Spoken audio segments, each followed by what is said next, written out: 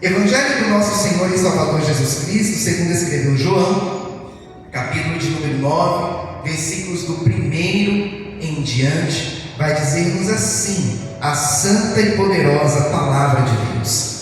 E passando Jesus, viu um homem cego de nascença. E os seus discípulos lhe perguntaram, dizendo: Rabi, quem pecou, este ou seus pais, para que nascesse cego?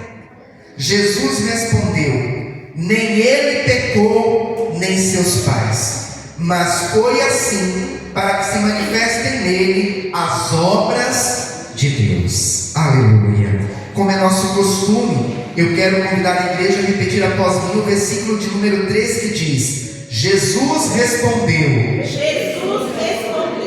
nem ele pecou, nem seus pais, mas foi assim para que se manifestem nele as obras de Deus. Aleluia. Coloque a Bíblia no seu assento.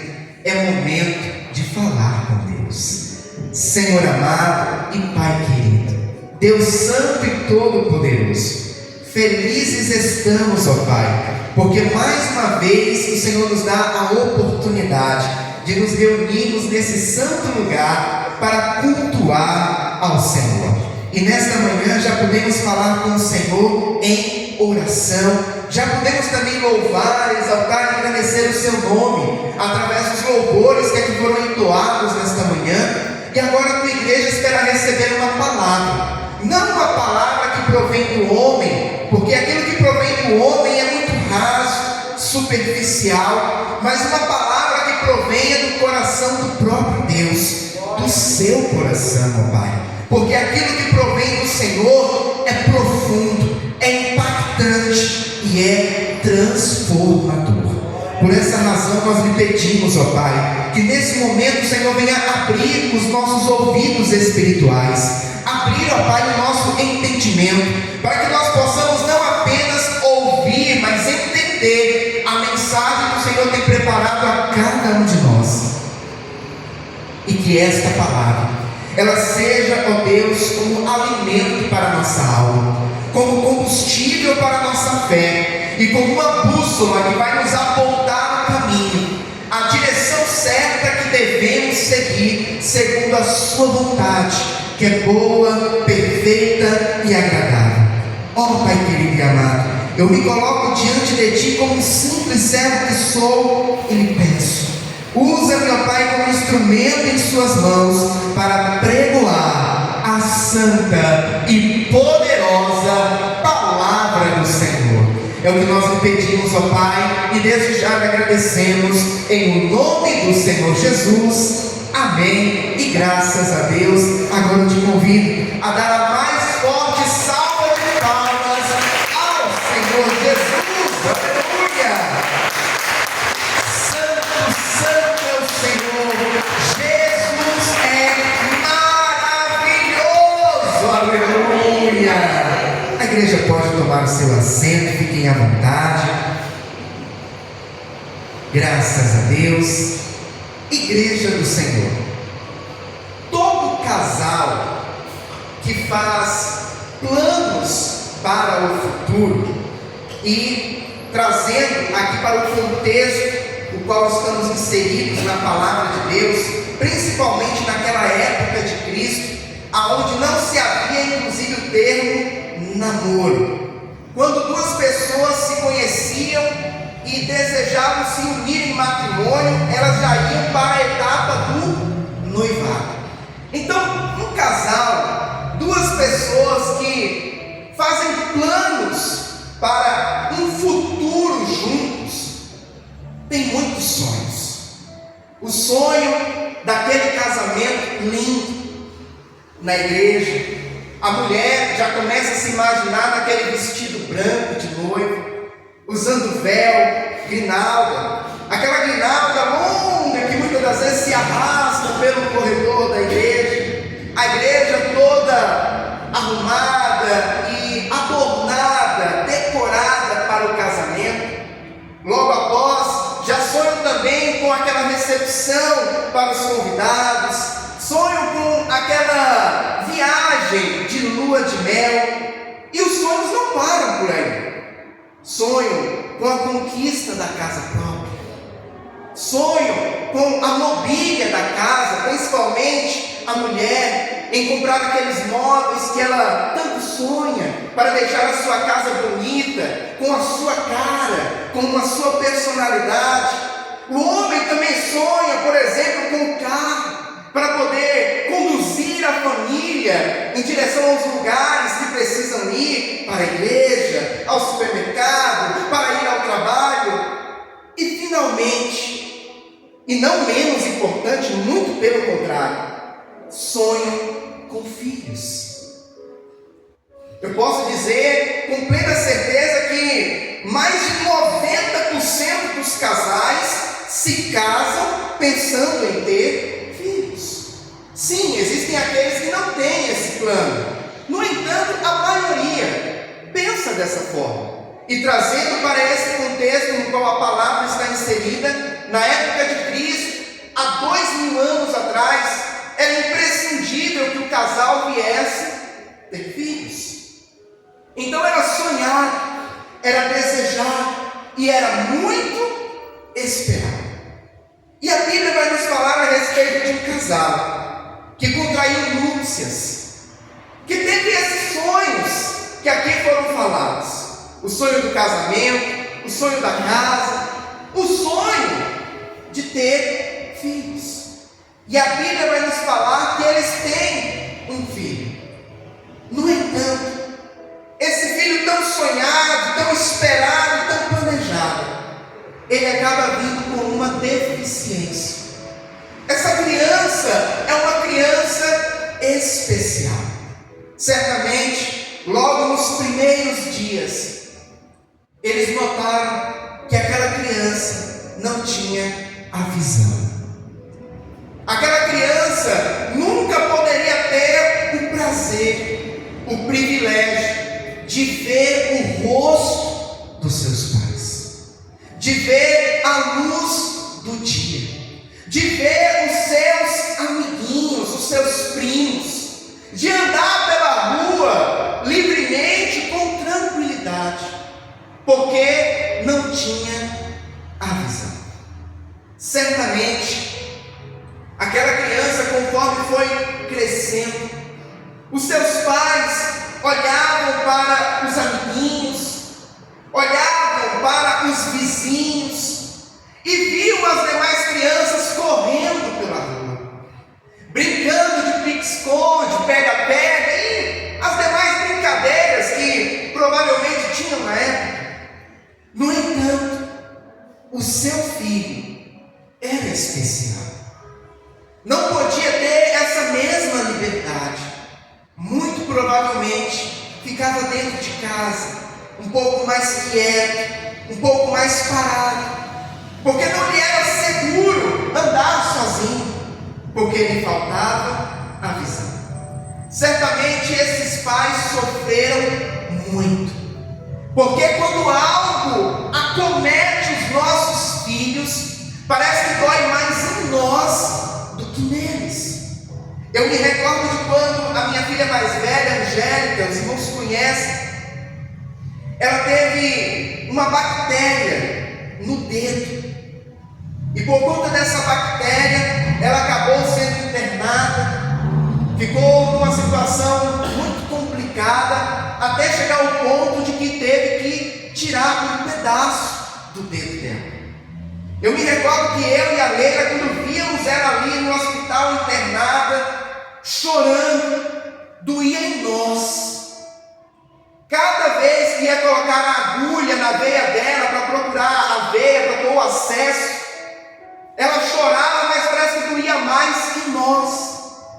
E eu me lembro até hoje, eu ali do lado dela, juntamente com a Leila, e ela segurava em nossas mãos e falava assim: pai, me ajuda, pai, está doendo. E eu ali sem poder fazer nada, a não sei dizer: calma, filha, vai dar tudo certo, confia em Deus.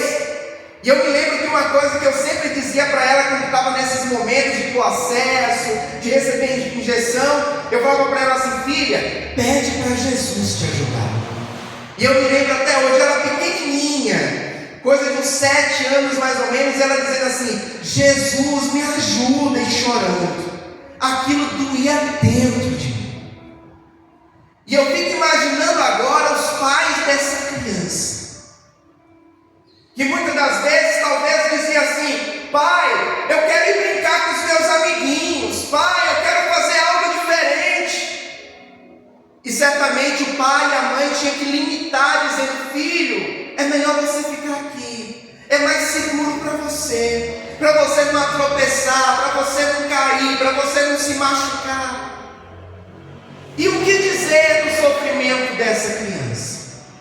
Tá bom que ela nasceu sem a visão, e isso acaba sendo um atenuante em relação àquele que já viu um dia e perdeu a visão.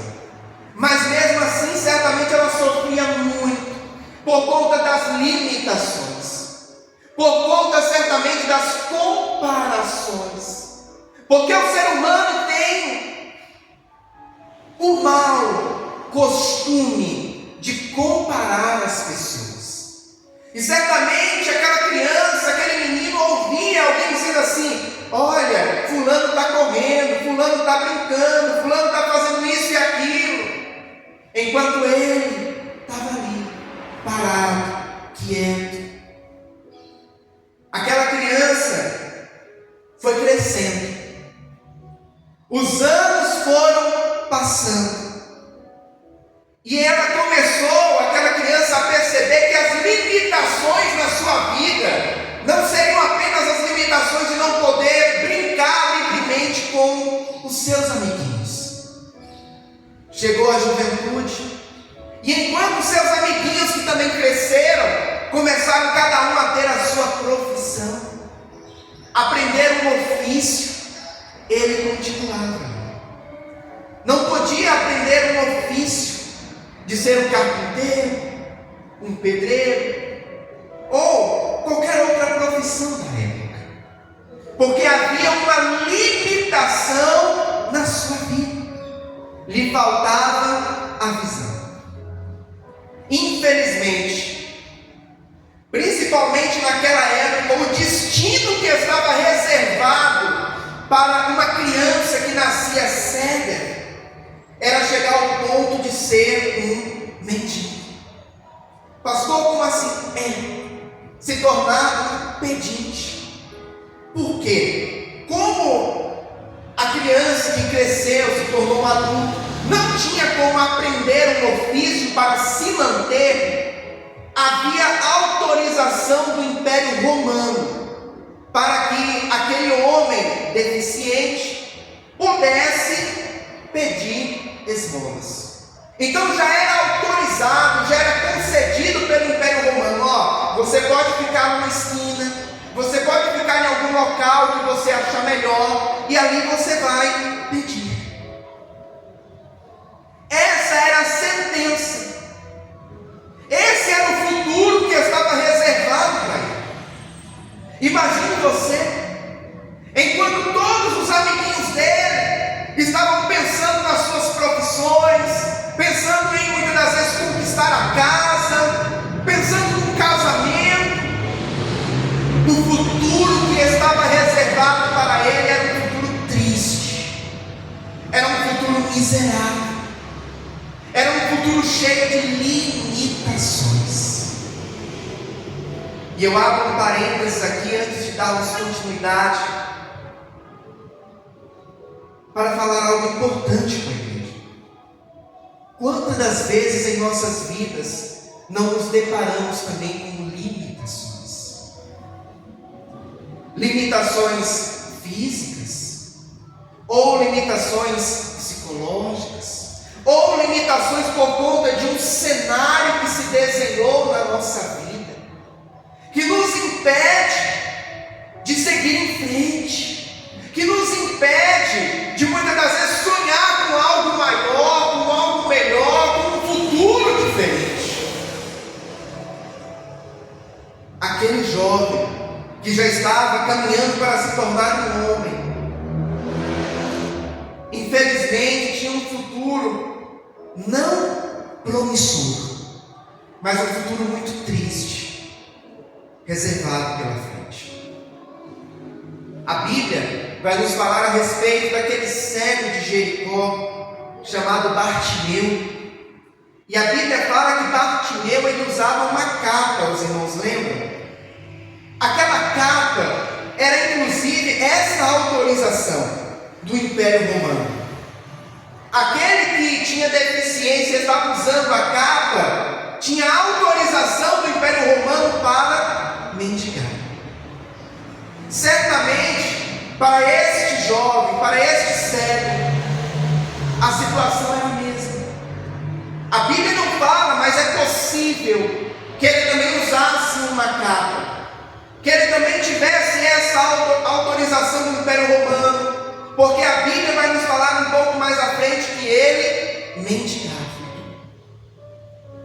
Então aquele homem agora, já um adulto, tinha na sua vida uma limitação que levava ele a ter uma vida certamente triste, uma vida difícil, uma vida de humilhações, uma vida sem muitas expectativas, porque o homem, ele é movido por sonhos.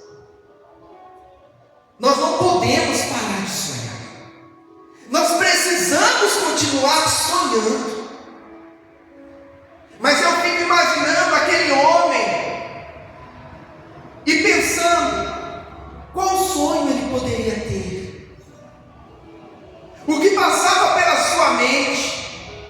O que ele desejava? O que ele sonhava? O que ele almejava na sua vida, tendo essa limitação e trazendo para o contexto da sua época?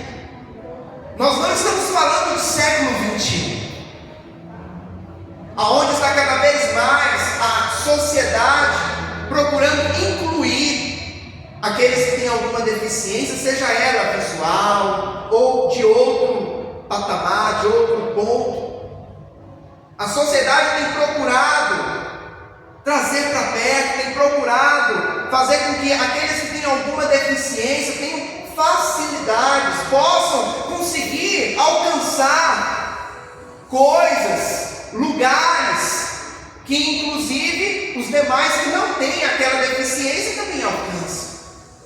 Mas nós estamos falando aqui de 2000 anos atrás, onde não se tinha inclusão. Pelo contrário, para a sociedade da época, uma criança que nascia com uma enfermidade desse nível era tido como um castigo de Deus. Então a criança já nascia com o estigma de que ela era um castigo de Deus. Alguma coisa de muito errado foi feita pelos pais para que tivesse um filho com aquela deficiência. Então aquela criança, ela já nasce e cresce, além de todas as dificuldades que ela tinha, também com um complexo de inferioridade,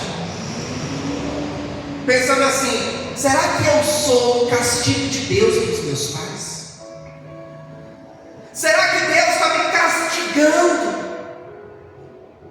por algo que meus pais fizeram, ou por o pecado original de Adão e Eva, que eu nasci com esse pecado, e Deus está me punindo, e por isso eu tenho essa vida, por isso que eu tenho esse futuro tão triste reservado para mim?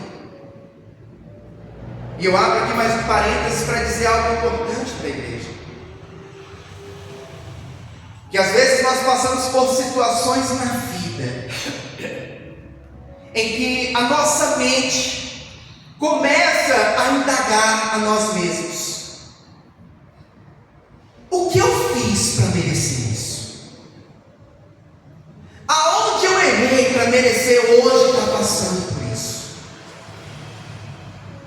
O que eu estou vivendo é uma punição de Deus?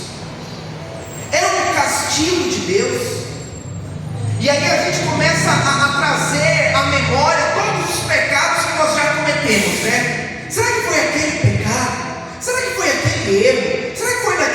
dia? Será que foi aquela situação e por isso eu estou vivendo isso hoje?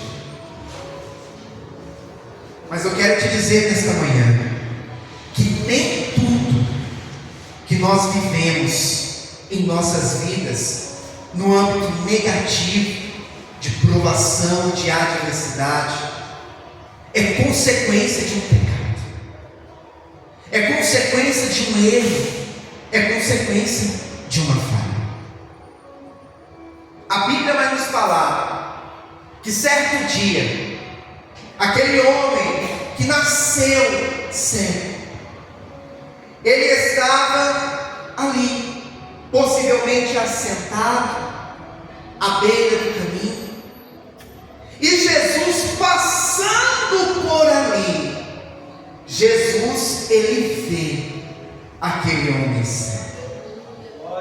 Jesus, ele nota aquele homem que nasceu com essa deficiência, nasceu com essa limitação, e por essa razão tinha os seus planos, os seus projetos ceifados, limitados, por conta daquele mal que sobrevieram sobre ele desde a sua nascença, desde o seu nascimento. Jesus passa por ali, e aquele homem cego não passa desapercebido do olhar de compaixão do Mestre. Aleluia! E eu quero te dizer nesta manhã que Jesus está neste lugar. Jesus não apenas está passando por aqui, Jesus, ele está aqui, e Jesus, ele está te contemplando, Jesus, ele está te vendo, Jesus, ele está olhando para você. Aleluia! Jesus passa por ali e olha e vê aquele homem. Versículo de número 2 do capítulo 9. E os seus discípulos lhe perguntaram dizendo: Rabi, quem pecou? Este ou seus pais para que nascesse cego? Olha para os irmãos verem como que a cultura judaica lidava com essa situação. A cultura daquela época lidava com essa situação realmente vendo que aquilo era um castigo de Deus. Tanto que os discípulos perguntam: Mestre, quem foi que pecou para que ele nascesse dessa forma? Pensando assim, alguém fez algo de errado foi praticado para que ele nascesse dessa maneira. E olha a resposta de Jesus. Jesus respondeu: nem ele pecou, nem seus pais, mas foi assim para que se manifestem nele as obras de Deus. Aleluia! Ah, meu irmão e minha irmã, Satanás, ele é o nosso acusador. E se tem uma coisa que Satanás gosta de fazer, é de nos acusar. Enquanto Jesus, por outro lado, ele é o nosso advogado. Ele é aquele que nos defende, que toma a nossa causa para si. Aleluia. Mas Satanás, ele é o nosso acusador.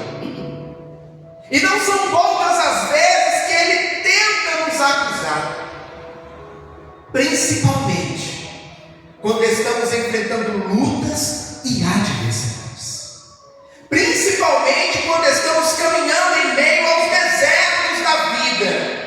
O inimigo logo vem soprando no ouvido dizendo: isso aí deve ser por conta da vida que você levou um tempo atrás, tudo que você fez lá no passado. Olha aí Deus te castigando agora. Você merece isso mesmo. Você merece sofrer. Você merece essa punição e muitas outras. Quando soprando no ouvido, ele usa pessoas, ele usa aqueles que dão brecha para ele, para também fazer as acusações. Quantas vezes, em meio a lutas e adversidades, não já tivemos que ouvir de amigos, pessoas próximas, dizendo assim: isso aí que você está passando, sei não, hein? Você já parou para analisar direitinho se não foi alguma coisa que você fez, ou alguma coisa no ano passado? O inimigo, ele sempre procura meios de apontar e de acusar. Voltando um pouquinho no tempo, um pouquinho entre aspas, né? Porque isso daqui vai para mais de 3.500 anos. Jó. A Bíblia fala que Jó era um homem reto, íntegro, temente a Deus e que desviava-se do mal. Imagine uma pessoa receber do próprio Deus este elogio, porque a Bíblia diz que Deus fala para o diabo: tens visto meu servo Jó? E Deus enche a boca, se assim podemos falar, para dizer: homem reto, íntegro, temente a mim e que desvia-se do mal. E Satanás, como sendo acusador, o que ele fala? Senhor, ele é assim porque o Senhor tem dado tudo para ele, né? Não lhe falta nada. É um homem rico, próspero, é um homem que tem filhos e filhas lindos, uma família abençoada, é uma pessoa respeitada na sua cidade, conhecido por todos. Mas tira o que ele tem, para o Senhor ver se ele não nega o Senhor na sua face. Então Satanás, ele vem na sua característica de acusador, dizer: olha Deus, Jó ele é assim por interesse, Jó ele é assim porque o Senhor tem dado tudo para ele, mas se o Senhor tirar o que ele tem, eu quero ver se ele não te nega. E Deus, sabedor de todas as coisas, Deus, conhecedor da estrutura de cada um de nós, ele diz: tudo bem então, pode tirar tudo o que ele tem, só não toca-lhe na vida. Amados, Deus, ele conhece a minha e a tua história. Deus, ele não permite que sobrevenha sobre nós uma prova, uma tribulação maior do que nós possamos suportar. Quando Deus, ele autoriza Satanás a tocar naquilo que Jó tinha, Deus, ele primeiro aferiu a estrutura de Jó. E Deus, ele, sabedor da estrutura de Jó, permite que Satanás venha tirar aquilo que Jó possuía. E eu pergunto aos irmãos: Jó havia pecado? Jó havia desagradado a Deus? O próprio Deus elogiou Jó, reto, íntegro, temente a Deus e que desviava-se do mal. Mas Deus, ele permitiu esta situação. E a Bíblia fala que Satanás, ele vai e faz com que Jó perca os seus bens materiais. Perde o seu gado, perde as suas ovelhas, perde os seus camelos, perde as suas propriedades, perde os seus servos. E por fim, perde aquilo que Jó certamente tinha como de mais precioso: os seus filhos. Jó tinha 10 filhos, e Jó, ele teve que enterrar 10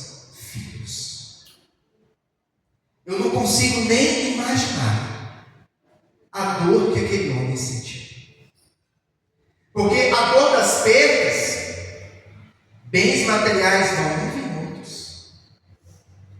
A dor da enfermidade, sim, dói, machuca, mas a dor de perder filhos, essa dor, eu acho que não dá para mensurar. Que dor é essa? E eu não estou falando de um, mas de 3. Jó, ele perde tudo quanto ele tinha. E a Bíblia fala que ainda assim ele se mantém fiel a Deus. Mesmo assim ele se mantém íntegro na sua fidelidade para com Deus. E Satanás mais uma vez vai até Deus e diz para Deus: ele não te negou, mas toca na carne dele, toca na saúde dele, e eu quero ver se ele não nega o Senhor.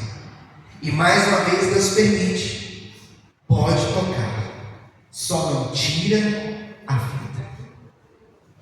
Deus, ele conhecia a estrutura de Jó e sabia até onde Jó conseguiria suportar. E a Bíblia fala que Satanás toca na vida, na saúde, no corpo físico de Jó. Jó fica numa situação deplorável, a tal ponto de se assentar em meio às cinzas, pegar cacos de telha e começar a se coçar as feridas. Aquele que era o Jó, conhecido por todos na cidade, aquele que era o Jó, rico, de família abençoada, agora é um homem que perdeu tudo da noite para o dia. É um homem que não tem mais filhos, e é um homem que perdeu a sua saúde. É um homem que está sentado nas cinzas, coçando as suas feridas. E mais uma vez eu pergunto: Jó pecou? Não. Nem tudo o que acontece é consequência de um erro, é consequência de um pecado. Existem momentos que Deus permite situações em nossas vidas. Por que eu digo permite? Porque na minha e na tua vida, Satanás precisa de permissão. Jó, Satanás não foi e tocou em Jó, Deus teve que permitir. E outra, Satanás foi só até onde Deus permitiu. Deus, ele impõe limites, é até aqui. Deus disse: só não toca na vida. Então existem momentos que Deus permite situações em nossas vidas, assim como aconteceu na vida de Jó, assim como aconteceu na vida desse homem cego de nascença. Aquele homem não pecou para nascer cego, e Jesus fala: seus pais também não pecaram para que isso acontecesse com seu filho. E Jesus complementa: mas foi assim para que se manifestasse nele a obra de Deus. Aleluia. Para que se manifestasse a glória do Senhor através da vida daquele jovem. A Bíblia vai nos falar também a respeito de um amigo de Jesus. Pastor, mas Jesus não é amigo de todos? Então, mas quando Jesus esteve aqui nesta terra como homem, ele tinha aqueles que eram mais próximos. É natural do ser humano. Você tem níveis de relacionamento. Eu tenho níveis de relacionamento com as pessoas que fazem parte do meu dia a dia.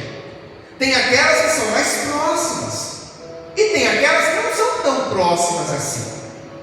Amamos a todos em Cristo, mas tem aqueles que são mais chegados. Lázaro era chegado de Jesus. Lázaro era amigo de Jesus. Jesus frequentava a casa de Lázaro. E a Bíblia fala que um certo dia Lázaro adoece. Ele tinha duas irmãs, Marta e Maria, e elas mandam um recado para Jesus dizendo: olha, mestre, Lázaro, aquele a quem tu amas. Olha como elas colocam no bilhete, no recado: Lázaro, aquele a quem tu amas, está enfermo. E a Bíblia fala que Jesus não atende o chamado delas de imediato. Jesus espera ainda 4 dias. E quando Jesus chega em Betânia, onde eles moravam, Lázaro já estava morto. Pastor, mas e a amizade? E o amor de Jesus para com Lázaro, aquele que era tão próximo, tão íntimo dele? Existem momentos que Deus permite situações em nossas vidas, mesmo nos amando tanto. A Bíblia fala que Deus amou o mundo de tal maneira.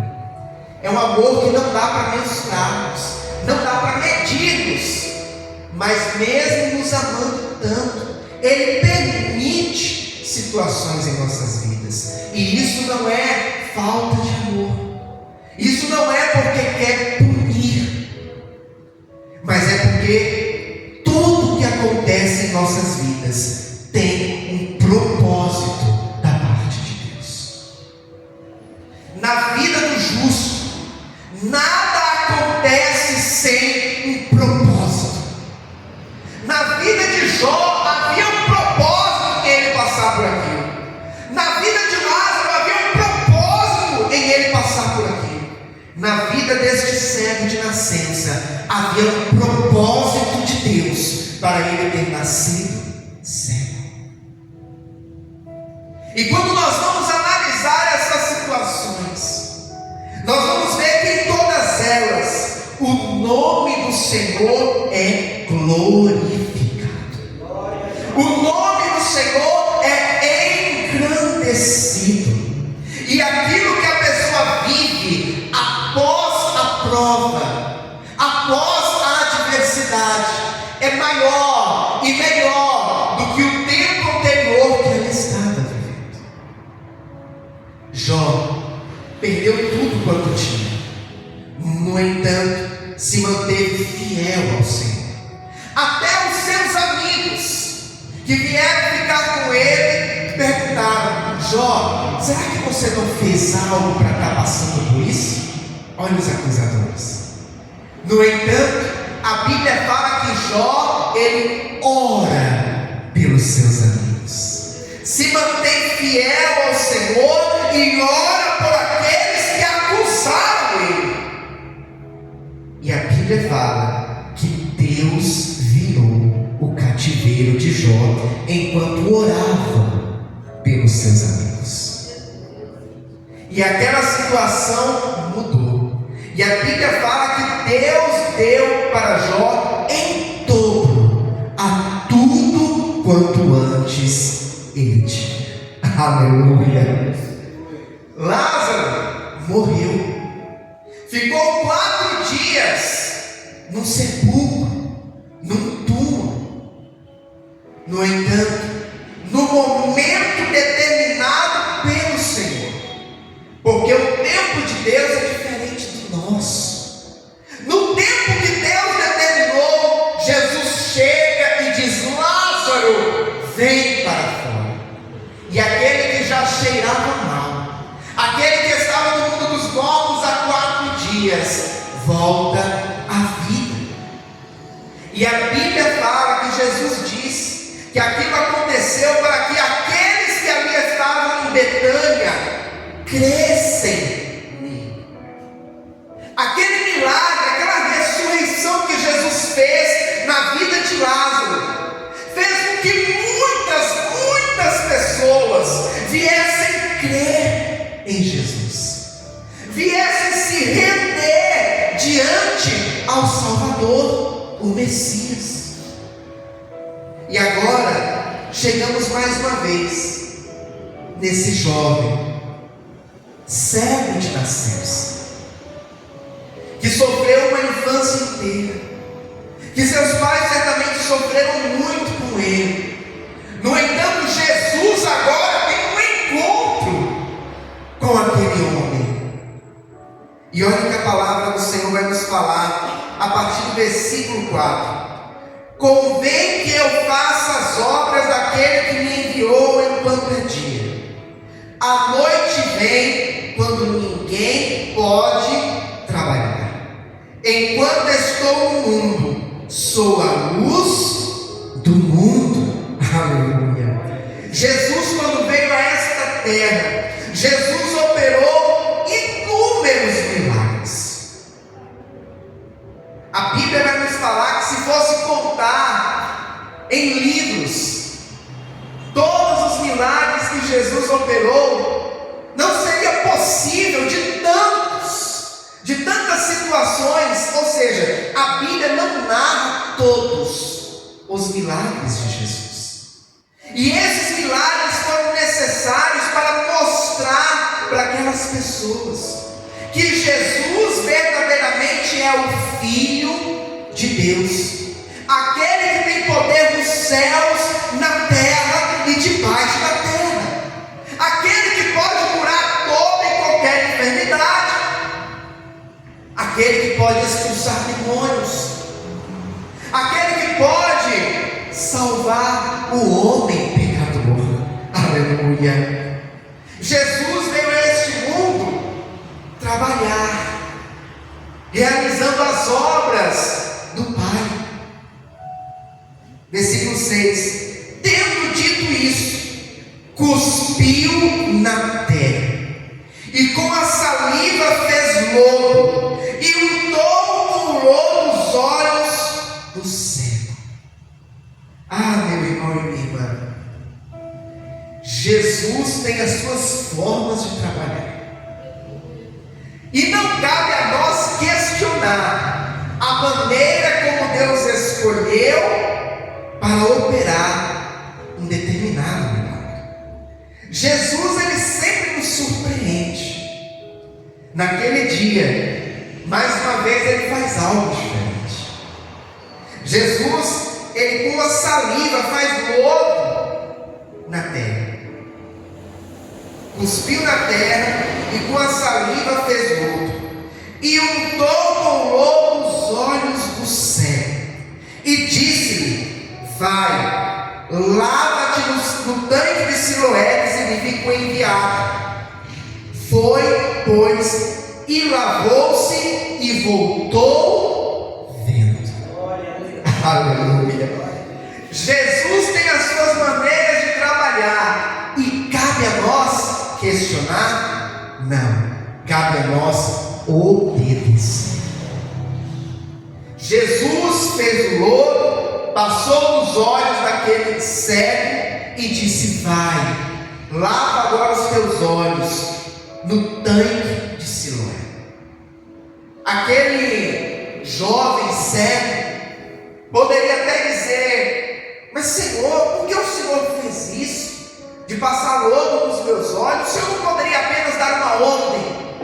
E se Jesus assim quisesse fazer, ele poderia, porque Jesus, ele operou muitos milagres, inclusive à distância, sem precisar ir até um lugar, como aconteceu com aquele centurião romano, que Jesus dá uma ordem, e quando o centurião romano chega em casa, o seu servo está curado. Jesus poderia apenas dizer algo, dar uma ordem, e aquele homem ficaria curado, voltaria a ver. No entanto, Jesus usa de uma forma diferente, e muitas das vezes ele usa de maneiras diferentes, até mesmo para provar a nossa fé e a nossa obediência, para ver até que ponto nós cremos no seu agir e estamos dispostos a obedecer a sua direção. Jesus, ele usa uma maneira diferente, e vê que aquele homem creu e obedeceu a sua direção. E quando aquele homem lava os seus olhos, no tanque de Siloé, a Bíblia fala que ele volta vendo. Aleluia! O milagre aconteceu. Louvado seja Deus. E olha o que o versículo 8 continua nos dizendo. Então os vizinhos e aqueles que antes tinham visto que era cego diziam: não é este aquele que estava sentado e mendigava? Uns diziam: é este, e outros: parece-se com ele. E ele, aquele que era cego, dizia: sou eu. Diziam depois: como se te abriram os olhos? Ele respondeu e disse-lhes: o homem chamado Jesus fez luto, e untou-me os olhos e disse-me: vai ao tanque de Siloé e lava-te. Então fui, lavei-me e vi. Aleluia! A glória do Senhor se manifestou na vida daquele homem.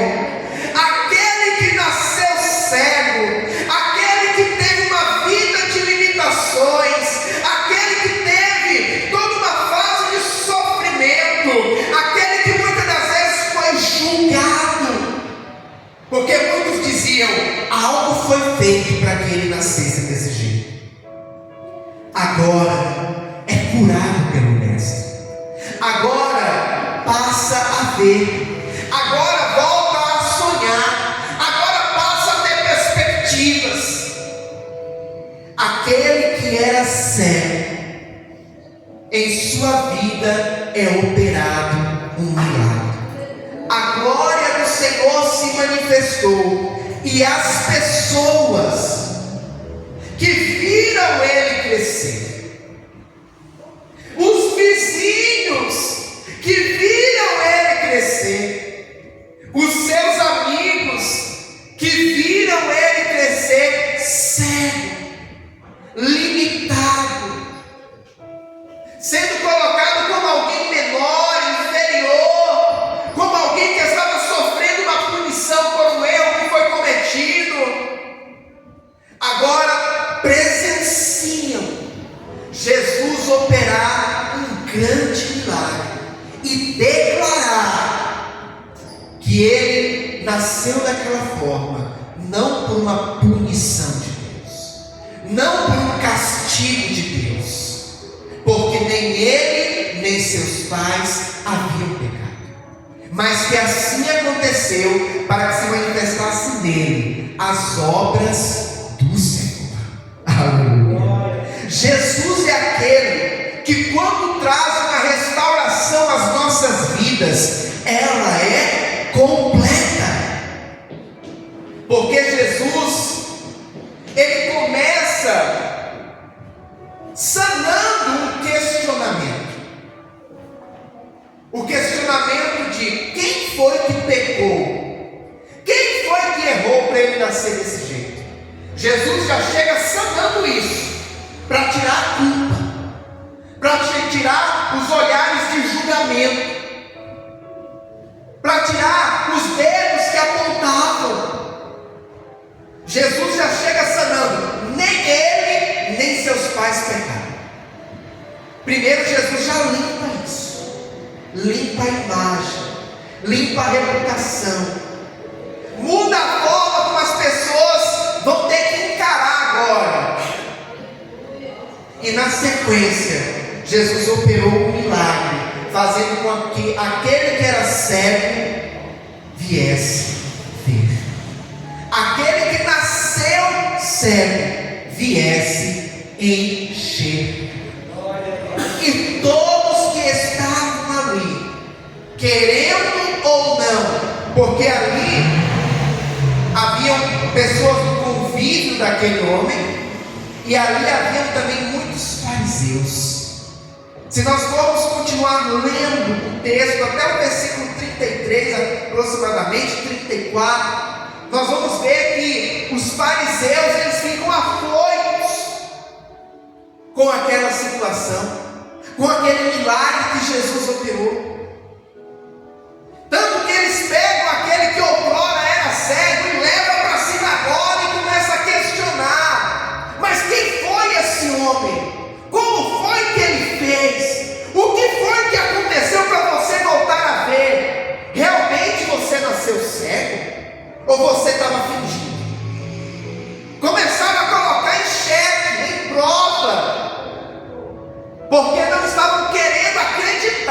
Jesus havia operado um milagre.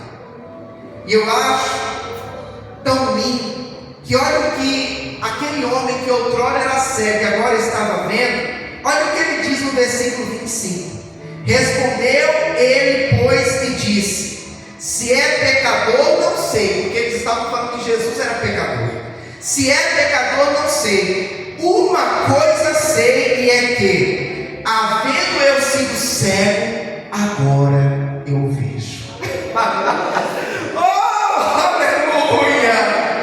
Eu ainda não sei muito bem quem é este homem. Eu ainda não sei muito bem como foi que aconteceu. Mas eu só sei dizer uma coisa: eu nasci cego e agora eu vejo. Aleluia! A glória de Deus se manifestou na vida daquele homem. É assim que Deus faz. É assim que Deus opera. Tem milagre de Deus chegando sobre a tua vida, sobre a tua casa, sobre a tua família. E quando o milagre chegar, quando o milagre acontecer, muitos vão ver e muitos vão ficar até sem entender, mas vão ter que acreditar que algo sobrenatural aconteceu, e esse sobrenatural foi operado pelas mãos de Deus na tua vida. Aleluia! Louvado, exaltado, engrandecido seja o santo nome do Senhor. Até quem não acredita, até quem desdenha da sua fé, vai ter que acreditar, vai ter que reconhecer que algo sobrenatural se manifestou na tua vida. Aleluia! Louvado seja Deus.